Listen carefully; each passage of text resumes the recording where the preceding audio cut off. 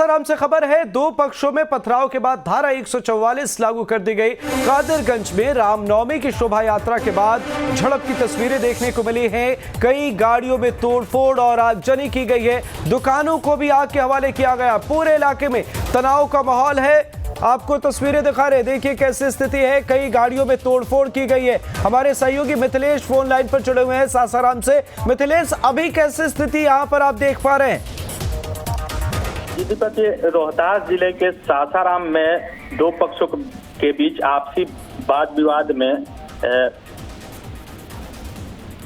उत्पन्न हुआ था, जिसके बाद जो है दोनों पक्षों की तरफ से पत्थरबाजी हो गई और वहां उपद्रवियों द्वारा कुछ दुकानें और पंडाल में आग लगा दिया गया था, जिसके बाद से माहौल बिल्कुल खराब हो गया था।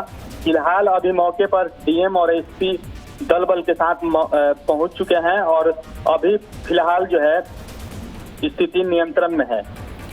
प्रशासन की तरफ से क्या कुछ किया जा रहा है मिथिलेश, और क्या वजह बताई जा रही है इस हादसे, इस हिंसा के पीछे?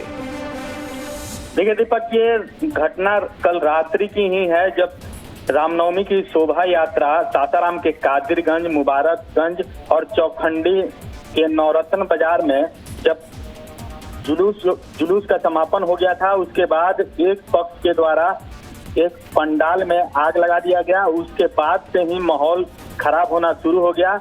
उसके बाद सुबह में ही दूसरे पक्ष के लोगों द्वारा हंगामा किया जाने लगा और दोनों के बीच झड़प हुई, जिसके बाद पत्थरबाजी स्टार्ट हो गई और पत्थरबाजी में कई उपद्रवियों ने दुकानों को भी आग लगा दिया है, गाड़ियों में तोड़फोड़ की है।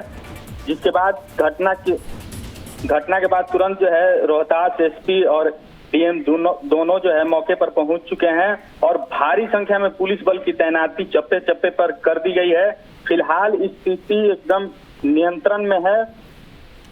बिल्कुल मिथिलेश, स्थानीय लोग क्या कुछ वजह बता रहे हैं, उनकी प्रतिक्रिया क्या कुछ सामने आ रही है और प्रशासनिक महकमे से क्या कुछ कहा जा रहा है? देखिए दीपक, दोनों पक्षों के द्वारा अलग अलग आरोप लगाया जा रहा है। एक पक्ष के द्वारा कहा जा रहा है कि दूसरे पक्ष के द्वारा जो पूजा पंडाल था उसमें आग लगा दिया गया और दूसरे पक्ष के द्वारा इस बात से साफ इनकार किया जा रहा है। अब इसमें सच्चाई जो है एक्चुअली निकल कर सामने नहीं आ रही है, लेकिन पुलिस प्रशासन का कहना है कि ये उपद्रवियों का कारनामा है, जिसको जल्द ही चिन्हित करके और सभी की गिरफ्तारी की जाएगी। जी मिथिलेश, अभी कैसी मौजूदगी है प्रशासन की और क्या स्थानीय लोग अब भी सड़कों पर हैं या फिर प्रशासन ने यहाँ पर सख्ती बढ़ाई है तो हालात नियंत्रण में है? देखिए, जिस इलाके में इस तरह की घटना हुई है वो पूरे इलाके को जो है पुलिस छावनी में तब्दील कर दिया गया है और जहाँ भी भीड़ भाड़ दिख रहा है वहाँ पुलिस द्वारा सभी भीड़ को हटाया जा रहा है। फिलहाल पूरे इलाके में 144 धारा लागू कर दी गई है और छीट-फूट लोग ही सड़कों पर नजर आ रहे हैं, एक साथ कोई नजर नहीं आ रहा है और सन्नाटा पसरा हुआ है। जी, दोनों पक्षों की अगर हम बात करें मिथिलेश, तो क्या जानकारी मिल पाई है? क्या अलग अलग समुदाय के लोग हैं? क्या वजह निकलकर सामने आ रही है और क्या इस स्थिति के पीछे की अगर हम वजह टटोले तो क्या कुछ निकलकर सामने आएगी?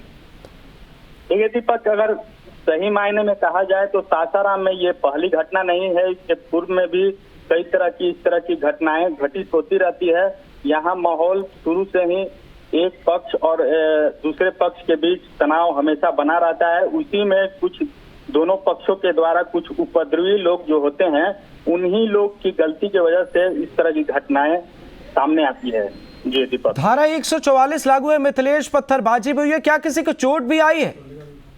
देखिए, जब पत्थरबाजी हुई तो उसमें कुछ आम लोगों को चोटें लगी हैं, कुछ पुलिस कर्मी के भी घायल होने की सूचना बताई जा रही है कि कुछ पुलिस कर्मी को भी पत्थर से चोटें आई हैं, लेकिन कोई बड़ी घटना या कोई हताहत होने की सूचना नहीं है। जी ठीक है मिथिलेश, अगर हम समझे किस तरीके से यहाँ पर शोभा यात्रा निकाली जा रही थी और फिर अचानक से क्या कुछ यहाँ पर हुआ, कौन सा ये सासाराम का इलाका है जहाँ की ये तस्वीरें सामने आ रही हैं, वो आपसे अगर हम जानना चाहें पूरी जानकारी।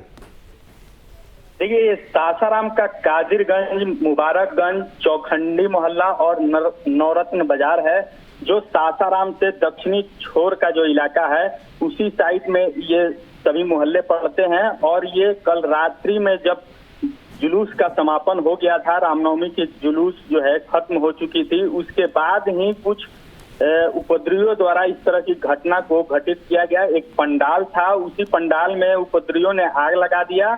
उसके बाद से ही इस तरह के माहौल जो है सुबह में प्रारंभ होने लगे। मिथिलेश, पंडाल में भी यहाँ पर उपद्रवियों ने आग लगाया है। बाइक की भी तस्वीर सामने आ रही है जो हम इस वक्त टेलीविजन स्क्रीन पर देख पा रहे हैं। यहाँ उसे भी क्षतिग्रस्त किया गया है। कितने नुकसान की यहाँ अगर हम आकलन करें तो क्या कुछ है जानकारी? देखिए, अगर नुकसान की बात करें तो सुबह में जब दूसरे पक्ष के लोगों के बीच माहौल बनना चालू हो गया और माहौल बनने के बाद एक समूह और एक गुट में तब्दील हो गया, उसके बाद से ही पथराव जो है चालू कर दिया गया और सड़कों पर जो भी गाड़ियां नजर आई उसमें तोड़ फोड़ किया गया और कुछ एक दुकान में आग लगा दिया गया है। तो ये आकलन अभी कर पाना संभव नहीं है, लेकिन इतना मान के चलिए कि इस हिंसा में जो है काफी क्षति होने की संभावना जताई जा रही है। जी बिल्कुल मिथिलेश, सासाराम के लिए ये कोई पहली घटना नहीं है, बल्कि ऐसे पहले भी हादसे यहाँ पर हो चुके हैं। तो ऐसे में आपसे आगे सवाल लेंगे, आपको थोड़ी देर के लिए रोकना चाहेंगे। हमारे साथ बीजेपी नेता अखिलेश सिंह जी जुड़े हुए हैं। बहुत बहुत स्वागत है आपका न्यूज स्टेट बिहार झारखंड पर। अखिलेश जी, आपसे प्रतिक्रिया लेना चाहेंगे। सासाराम की तस्वीर सामने आ रही है। शोभा यात्रा के दौरान यहाँ पर हिंसक झड़प, दो पक्षों के बीच पत्थरबाजी हुई है और मौजूदा स्थिति है कि धारा 144 लागू कर दी गई है, पर यहां पर हिंसा हुई है, गाड़ियों को नुकसान पहुंचाया गया है, पंडाल में आग भी लगा दी गई है। अखिलेश जी, देखिए, बिहार के अंदर जो ये सरकार चल रही है ये पूर्णतः एक सांप्रदायिक सरकार है और इस सरकार के अंदर खासकर हिंदुओं को टारगेट किया जाता है और सिर्फ इसलिए कि हाँ, इस सरकार में आप देखिए ना, इस सरकार आप जिस तकनीकी खामी की वजह से अखिलेश जी का संपर्क जो है वो टूट गया है। उन्होंने शायद गलती से होल्ड पर ये फ़ोन चला गया। हमारे साथ जुड़े, बहुत बहुत शुक्रिया। फिर से हम कोशिश करेंगे जुड़ने की। अखिलेश जी, भारतीय जनता पार्टी के प्रवक्ता, बहुत बहुत शुक्रिया आपका। और हमारे सहयोगी मिथिलेश यहाँ पर मौजूद हैं, वो पल पल की अपडेट से हमें रूबरू करा रहे हैं। मिथिलेश, आपका भी बहुत बहुत शुक्रिया। मौजूदा स्थिति ये है कि यहाँ धारा 144 लागू कर दी गई है। प्रशासन की मौजूदगी और स्थिति पर, हालात पर नियंत्रण पाने की हर संभव कोशिश की जा रही है।